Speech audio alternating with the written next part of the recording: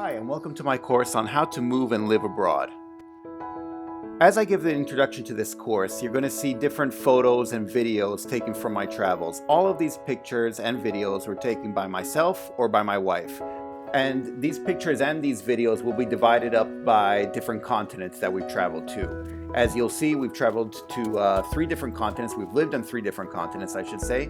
We lived in Taiwan, we lived in Shanghai, we lived in Lucca in Tuscany, we lived in Switzerland, and in the US we lived in DC and in Atlanta for a bit, and now we live in Charlotte. Now, all of this was while I was married and my wife and I traveled together. Before getting married, I was also living in different cities and working remotely. I lived in Portland, Oregon, I lived in Seoul, Korea, and in Switzerland. Many travelers, many people you see living abroad are, say, 19 years old and probably have cash to spare, and even if they lose all their money and get kicked out of the country, they figure they can just crash in their parents' basement or something like that.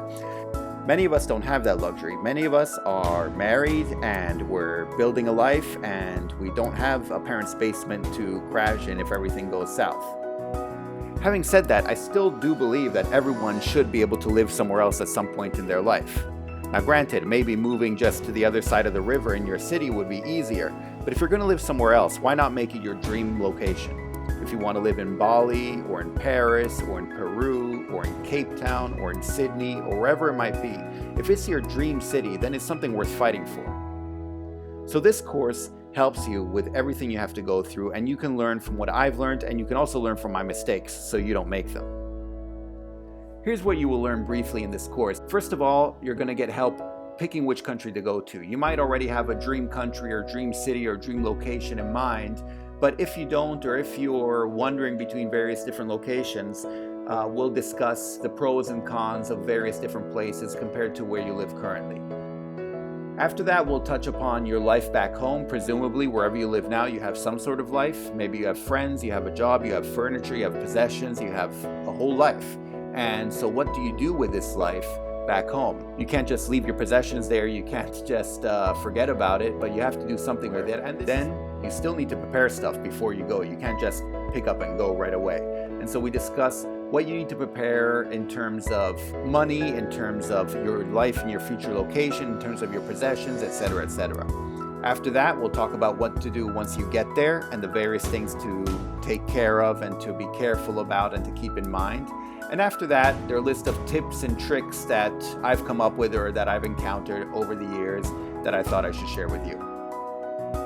Now, I should specify that I grew up in Switzerland, so this means I'm pretty Swiss in that I'm not some flashy salesman type person, as you can probably tell by the way I speak and as you will go along the course. I'm not flashy, I'm not in your face, I don't have weird cool gimmicks or anything along those lines. But what I do is I try to lay out all the rules and issues you'll be dealing with in a logical manner.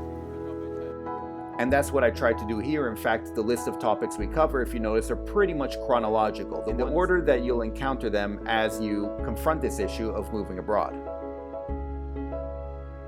So this means that you can use this course as a reference, whether you're just thinking now about starting out on your venture, preparing for it, or if you're in the middle of it already, or maybe if you've already moved abroad and you have questions or issues or something along those lines.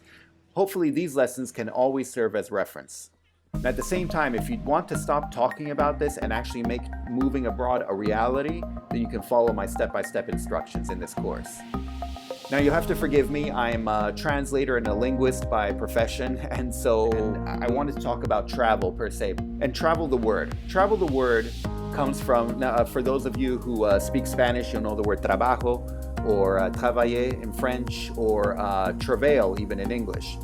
And travel comes from the word travail, which means a job, which means work, which means trial and tribulation. And that's what travel originally was, because let's face it, if you wanted to travel back in the day, it was work that you had to do. Now this is as opposed to tourism. Tourism comes from, well, ultimately from the Latin tornare, which meant to turn. And this was literally because back in ancient Rome, people would take tours into what is ancient Greece. And they would literally take a tour of going up and visiting all the main sites and then basically coming back around in a circle to where they started. And this was tourism.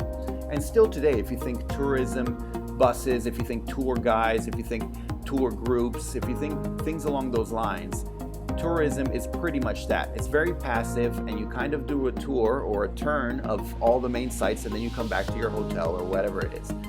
And this is as opposed to travel. Travel does take work, but that's because the reward is so much greater.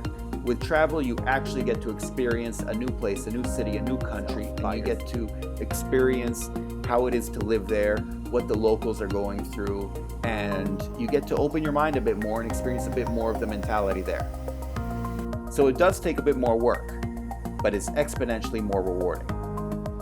Now, lastly, I should say that during this whole course, I'm going to mention many websites, some apps, some companies, and some brands, etc., etc., etc. I'll mention it right now that I have absolutely no affiliation with any of them, and none of them are paying me anything to say what I am saying. This is the Willard Hotel room, and let me show you the view. Oh, there we go. That's the Washington Monument back there. And this is, I think, the oldest hotel in DC. I'm just saying what I feel. If I like something, if I like a certain company, if I like a certain brand, then I'm going to share my experience with it, and I'm going to tell you why I like it. By the same token, there are plenty of companies that I don't like and that I don't recommend, and I'm going to be open about that as well. But all of these are just because I've been dealing with them or I've had experience with them, and I want to share what I've experienced. So I'm not going to keep any names out, but also the names that I mentioned weren't paid to be put in there, and they're really ones that I do have experience with.